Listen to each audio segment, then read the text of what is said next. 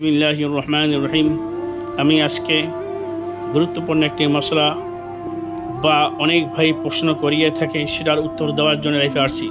সেটা হলো কোরবানির বড় জানোয়ারের তে কতজন পর্যন্ত শরিক হতে পারবে। যেরকম মহিষ, গরু বা উট, আমরা মিনিমাম সবাই এই মশলার ব্যাপারে অবগত, 7 জন পর্যন্ত শরিক হতে পারবো।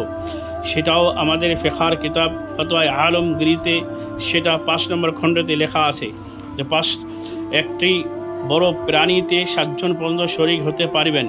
কিন্তু আমাদের সমাজের মধ্যে একটি ভুল ধারণা হয়ে আছে যে জোড়া হিসেবে শরিক হওয়া নাকি ইসলামের পক্ষ থেকে নিষেধাজ্ঞা আছে।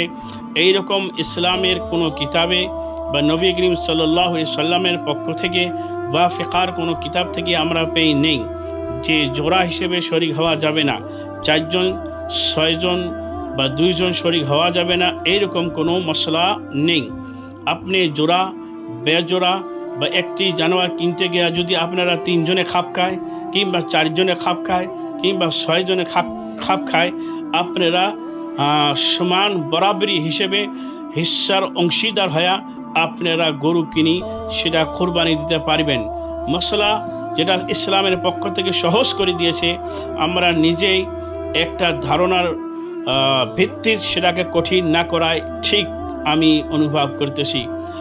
আমি আশা করি সবাই এই মশলা অনুযায়ী এবং আমার এই ভিডিওটি আপনারা শেয়ার করবেন। একটি ইসলামের ফিকহ বা মশলা বা হাদিস কোরআন যদি আগে পৌঁছাইয়া দেওয়া যায়, অনিবার্য আল্লাহ তাআলা অনেক সওয়াব দিবে ইনশাআল্লাহ। সেই আশা করি সবাই আমার এই ভিডিওটি শেয়ার এবং সাবস্ক্রাইব যা কিছু করা লাগে করবেন ইনশাআল্লাহ।